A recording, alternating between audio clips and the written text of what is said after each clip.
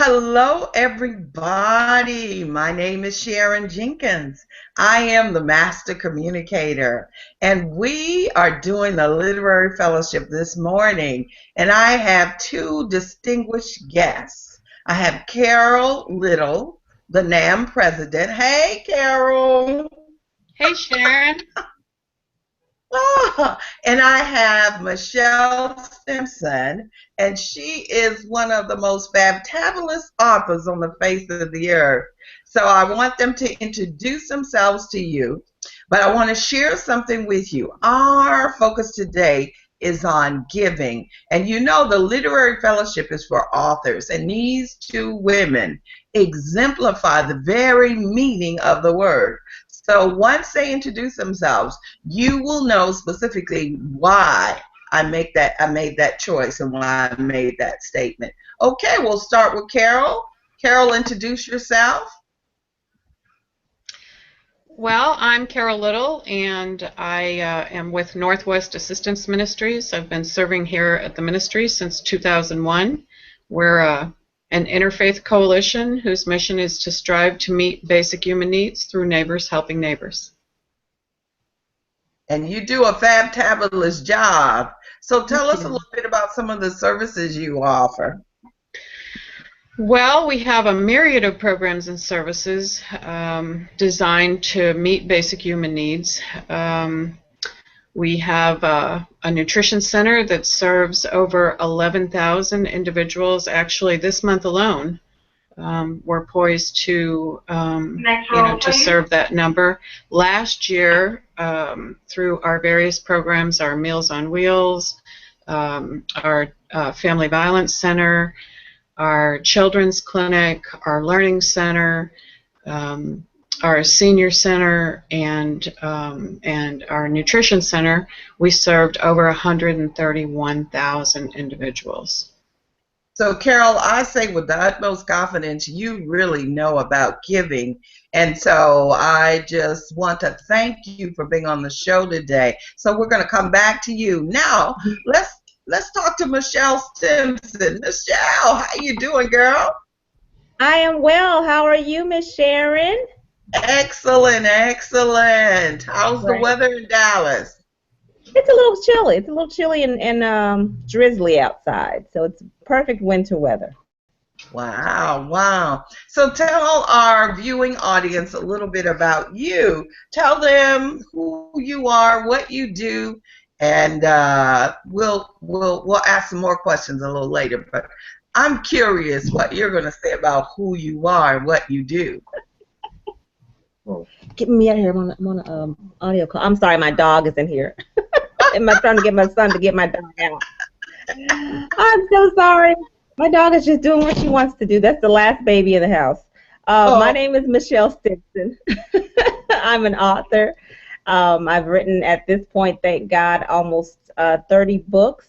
Some of them are novels, some are novellas, and more than 50 short stories at this point. So I'm really thankful to have had the opportunity, or to continue to have the opportunity, to serve the people of God and the people who want to know God through writing. So that's what I do. Aside from that, I'm an educational consultant. I get a chance to go out and kind of use this, the gift of writing, to share with teachers and students about how you write and how to write well, that kind of thing. So it all works together. It's really, really a good opportunity. This platform, of course, gives me a chance to speak to women and to speak to readers across the country.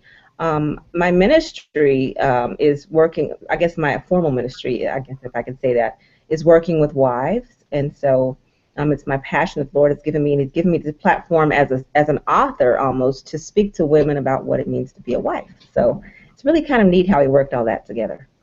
Oh, I love it. So you know about giving, because the wife is the most giving individual in the family relationship. Yes, yes.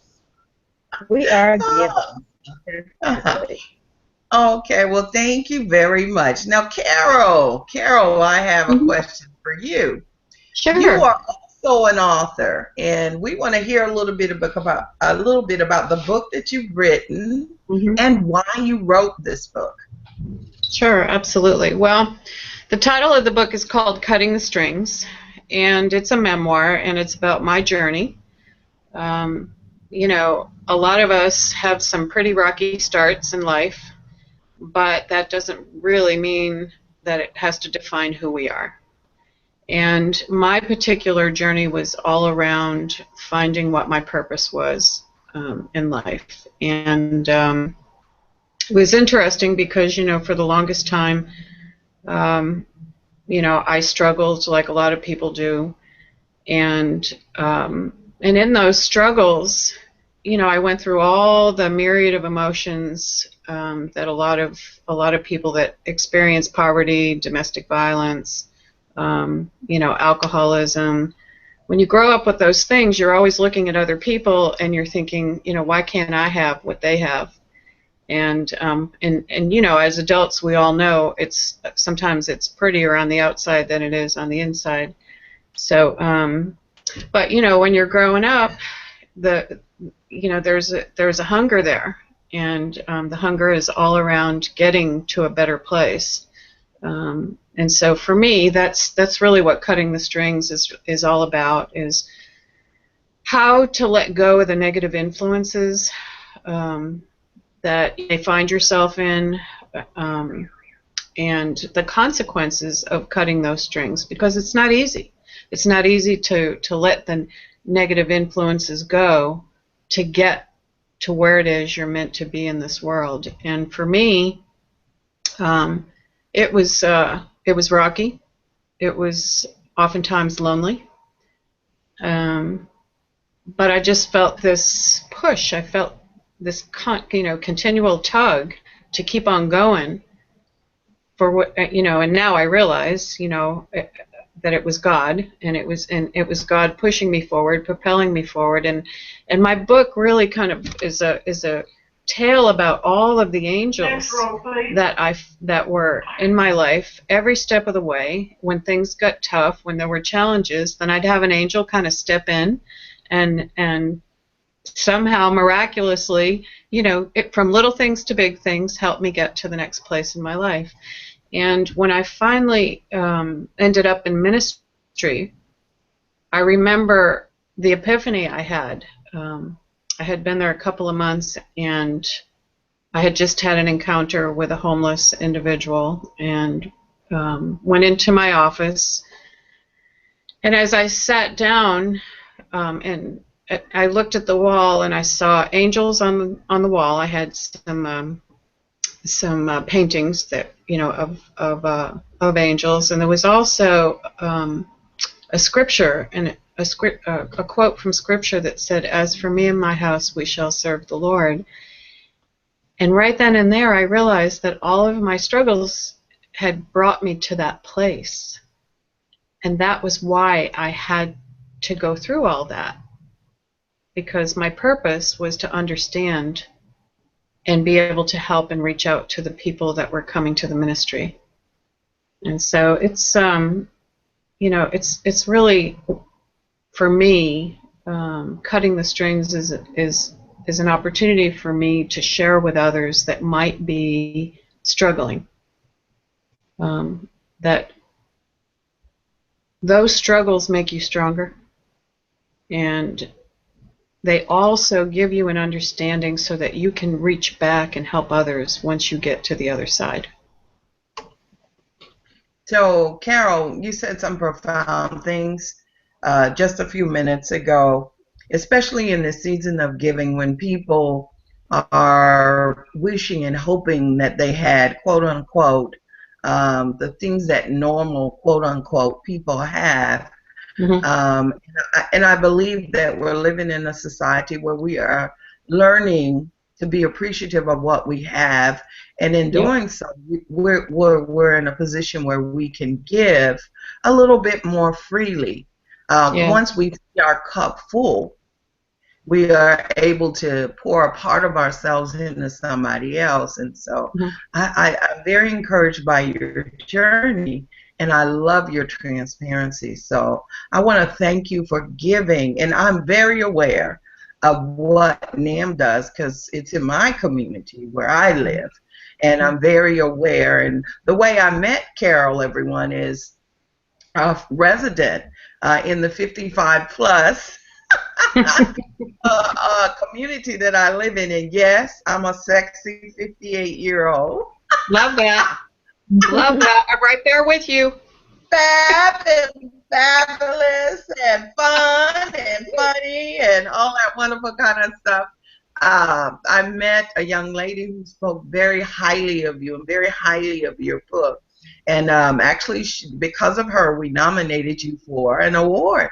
And so I just want to say thank you for writing from your heart and being transparent and sharing your story.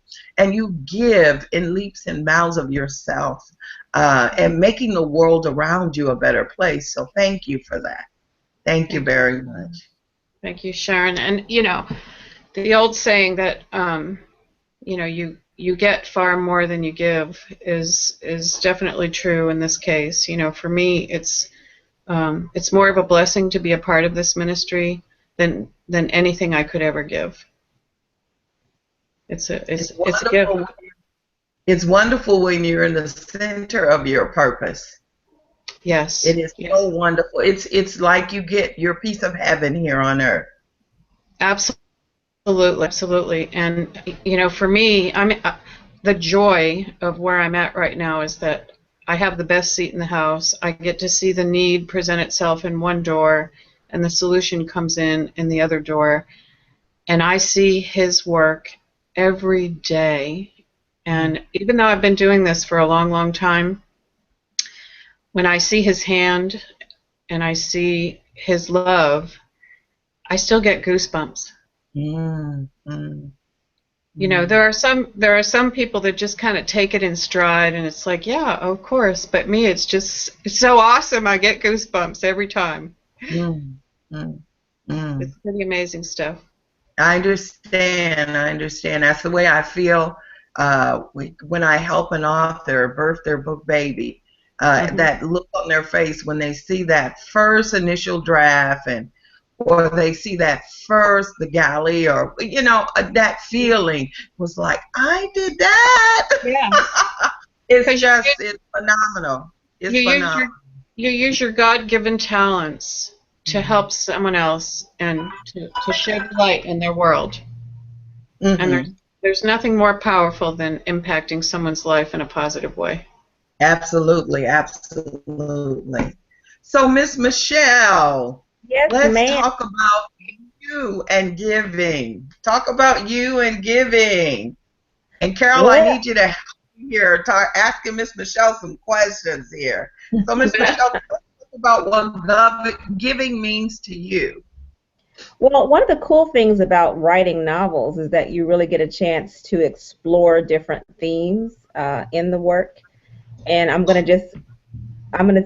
brag on a character first, and then I'll get to myself. One of my characters is a lady named Mama B, and she is 73 years old. She recently remarried. Before she got remarried, though, people kept needing to stay in her house, and she's a widow, and she doesn't want all these people at her house.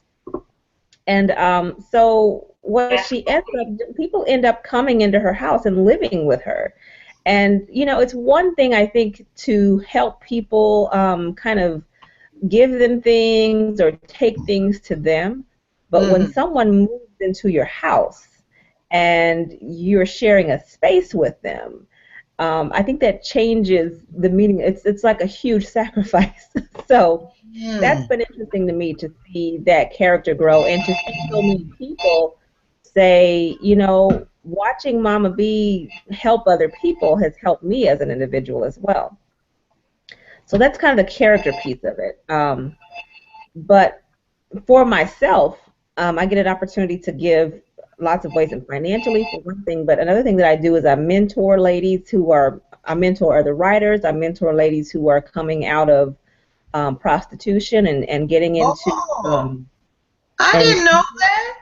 Yes, that is something that I've recently, in the past 5 or 6 months, that I've been able to do, mentoring women who, for whatever reason, I mean, it's interesting to me how many people end up in situations that, as Carol said, you kind of look around like, how did I end up here, and how did everybody else have a cool mom and a cool dad, and I didn't have that, and just that whole dynamic and how it impacts a person. But beyond that, as Carol said, what's the other side of that look like?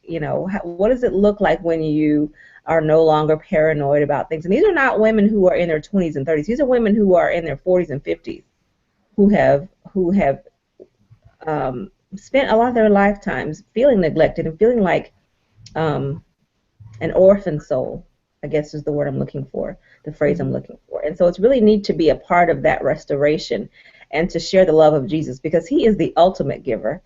And to follow what he's done to restore people is amazing. Wow, wow. And one of the things that I'm curious about, Michelle, you are such a prolific writer. You're going to have to share with me your technique. But you know what? I think I kind of have gotten a sense of it because I went back and I counted. Do you know I've helped 10 authors this year birth their book babies? That's amazing. And most of those were ghostwriting projects. So I guess I can write books for me. Yeah, you gotta write some. But you're right. It is beautiful to help another author to bring that baby into and to give it life. And sometimes sometimes people have a book already in their hearts, or maybe they've even started writing it, but they don't really feel confident about making it happen. And it really, I really, one of the things I have to share with people is that it's not so much about making things happen for yourself as much as it is allowing the Holy Spirit to work through you, to do what he wants to do anyway. It's going to be done. And to have confidence not even in your own ability, but in his ability to work through you. You don't even have to have faith in your faith. Just have faith in him. Oh, wow. I love it. You don't have to have faith in your faith. You just have to have faith in him. Carol, what do you think about that? I love that. I love that. I have to say, Michelle, I'm really inspired by your realizing that from the get-go, because as I was listening to you, I was thinking, I wonder what inspired her, what motivated her, and for some of us, it takes us a while to figure out that it's God at work, and I'm one of those. I'm one of those people. You have to beat me over the head with it. And I kind of go into things kind of kicking and dragging my feet. and guilty before. I've been guilty. Yeah, and when I wrote the book, it was really at someone's insistence that I do it, and it's funny because I was encouraged a couple of years ago to just you need to be writing your memoirs. And I always just would, think to myself, well, who the heck would want to read it? What a boring thing. And I had a wonderful opportunity through my work to meet an author by the name of Jeanette Walls. Yes, I've read it. Yeah, so she wrote The Glass Castle, and as you know, had a really horrific childhood. And what really struck me when I met her is that she was so centered and she wasn't angry. And frankly, after reading her book, I was angry for her. Wow. Okay. And so I wanted to understand how she gained her peace. And one of the most profound things, and it's such a simple thing, but it was huge, was that she said to me, when you write your story, you're the author of how it ends up. So, you can let it end up with anger. Right. Or, you set the tone, just like you set the tone for your life. That was so powerful for me. I can imagine. And at the end of our time together, she gave me a big hug and she said, "You have a book in you, Carol Little, and you need to write it." Wow. Straight from the mouth of Jeanette Walls. That's amazing. And so the funny thing was, I thought, okay, I'm going to write the book, but I'm not going to publish it. Because I thought I was writing it for me so I could let go. Well, I imagine it And was therapeutic. yeah, I mean, it's very freeing. Yeah. And so, here's the part where, I heard you say God's working through you. Hmm. I did not see his hand until, I got halfway through the journey, and I had some really amazing things happen to me as I embarked along that journey, because as I began to write, all the angels that had touched my life and changed it for the better, of course, all those things came pouring out of me during that process, and I was able to go back and reconnect with many of those people, which was very powerful, and finally say thank you um, Wow. for what they had done for me. And in that process, I reconnected with two of the well, actually three of the most the people that had impacted my life the most. Mm. And one of them was actually my headmaster when I was in high school, Hmm. and he really it could have gone either way. And I had gone into a foster home, and I no longer had the money to pay tuition. And I Hmm. went in to tell him that I was going to have to go to public school because, I had, and I shared my story with him, and I said, so, but I really would love to stay. Once I poured my heart out to him, I said, I'd really love to stay, but I don't have the money for tuition. I do have a part-time job, and so if you could let me have a payment plan, I'll figure out a way, to make monthly payments. And he just kind of studied me for a little bit, and he kind of, looked at me and he said, if I had 5 students like you in this school, this would be an awesome school. He Wow. said, he said, don't worry about tuition. And then he said, now get back to class, you're late. And, and so I thought, wow, I mean, I had no idea that he even saw me, or, Hmm. let alone knew me. Right. And then when I graduated, a week before graduation, and there were only 42 of us by the time we reached senior year, because we started out with over 100, and Hmm. 400 girls in the whole school. And when I graduated, he came up to me about a week before graduation, and he said, "Here, I have a little something for you." And he handed me an envelope, and I opened it up, and it was a graduation card, and inside the note said, "I knew you could do it, kiddo. This is for books." And there was a check for $100. Now this was back in the 70s. How many priests do you know are writing checks to all the girls in the high school that are graduating for $100? It's so cool. Yeah. So then fast forward to 2012. Okay, so it's what, 30 some odd, 35, 40 years later, and of course I look him up on Google, my best friend Google. And I find that he's retired. He eventually rose to the level of bishop, and he retired, and there was an address, and I wrote to him, and I sent him a copy of my book, and I thanked him. I thanked him for being an angel in my life, and for believing in me, and for validating my existence. And I sent him a copy of our annual report and the work that's done here in the ministry. Hmm. And so about 5 years later, I go to the mailbox, and I see a familiar return address, and I couldn't believe it. I said, no, this cannot be from him.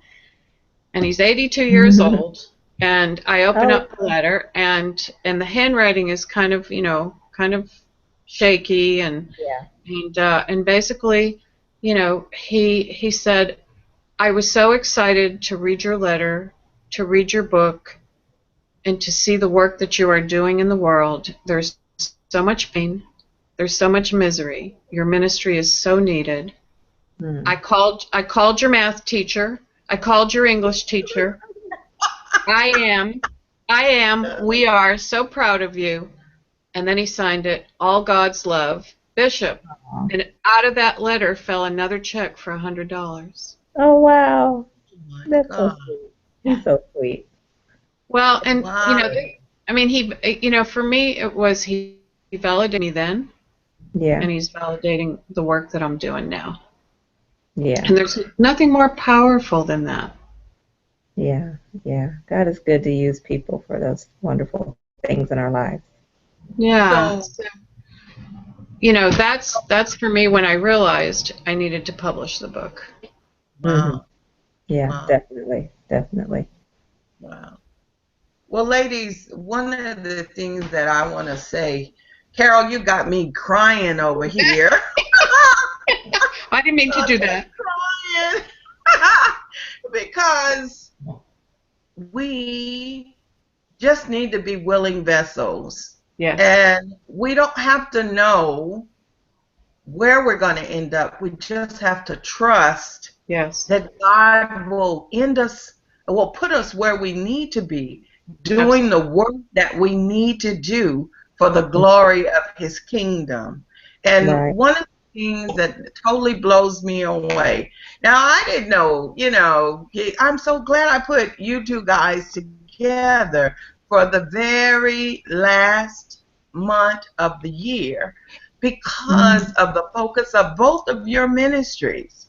I Yeah. mean, you guys are really revolutionizing the world, and when the world is in this dark and damp world, you guys, and I mean damp because there are sinkholes everywhere and quicksand everywhere, and people are falling into these things, and they need rescuers. And Carol, I appreciate you. I want you to know that. But I appreciate the God in you more so than anything else. And the same thing with Michelle. Bless Because Michelle, now here I am, trying to do the author thing. And for one of my author mentors to show up at a book signing in Dallas that I did, that was so profound for me. And there has not been a single time that I have called her. I've done all these workshops, and every one I called her to come to, she came and she supported and changed lives. I mean, I just looked at a video yesterday that I put together in the fall, this year, 2015, I'm going to be working on the Authorpreneurship Project for Youth. I sincerely believe that we need to keep that writing spirit, that thing, that creative spirit that takes over your life. If a child has it, we must nurture it, and we must put them in a position where they can take advantage of that spirit and change the world with that. A book can literally change the world. If you look at the Bible, the book, that is the book that has changed the world. And so, to make a long story short, I pull a video up, and whose picture is in there? Nobody but Michelle.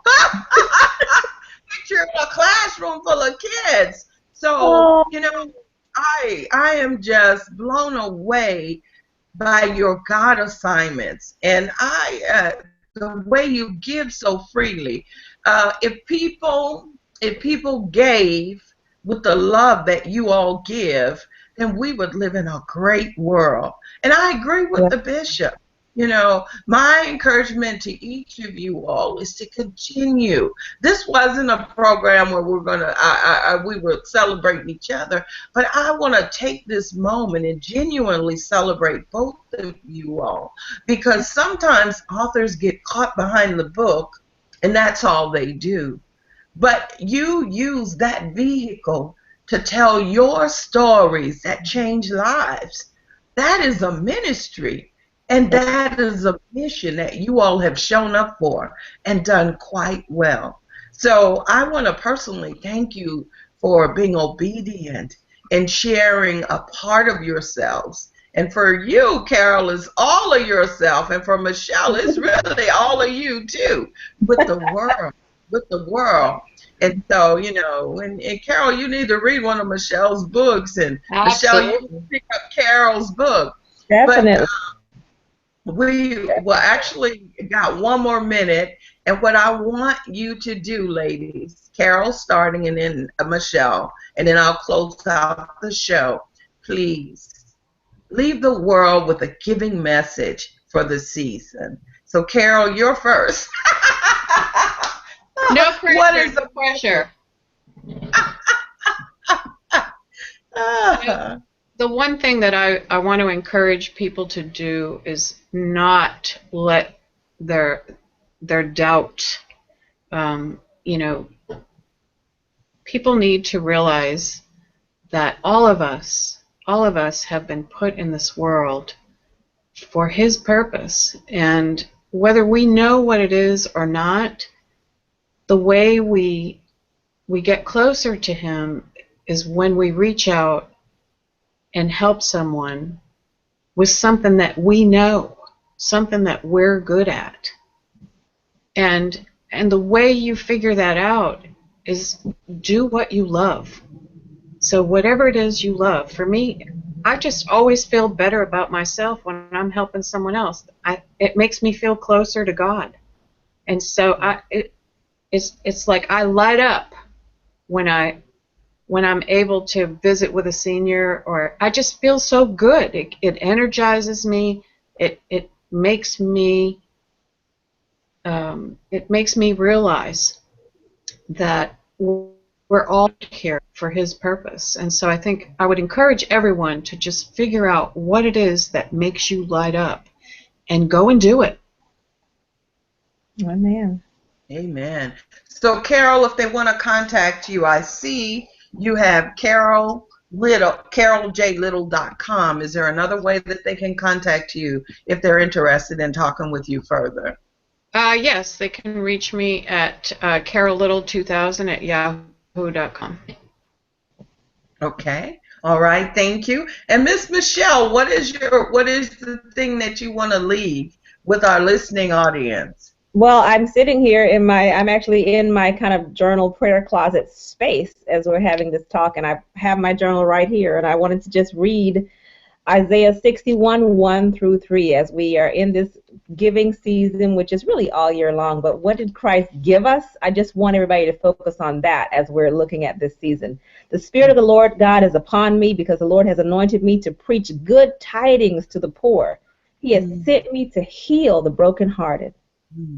He had to proclaim liberty to the captives and the opening of prison to those who are bound, to proclaim the acceptable year of the Lord and the day of vengeance of our God, to comfort all who mourn, to console those who mourn in Zion, to give beauty for ashes, the oil of joy for mourning, the garment of praise for the spirit of heaviness, that they may be called the trees of righteousness, the planting of the Lord, that He may be glorified. And there is nothing better to talk about than what Jesus did.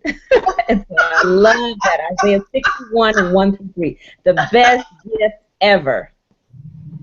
I agree wholeheartedly. Well, ladies, and Michelle, if people want to contact you, how can they do that? MichelleStimpson.com is my website address, and then my email is stimpson.michelle@gmail.com. Michelle@gmail.com. Very good, very good. Well, everyone, I just wanted to thank you for showing up today. And here at the Literary Fellowship, we are wishing you a very Merry Christmas. And we want you not to forget the reason for the season, and that is we are celebrating the giving, loving Christ and all that He has done for us and all that He will do through us. And I just want to say thank you to all of my customers, all of my clients, all of my viewers. I want you to know that you are the reason that I do what I do. I want you to be celebrated. I want you to be informed. I want you to be educated and empowered for a prosperous 2015. Thank you, and have a great day. Bye, ladies. Bye. Merry Christmas. Merry Christmas, everyone. Bye-bye. Bye. Thank you, ladies. Nice to meet you, Michelle.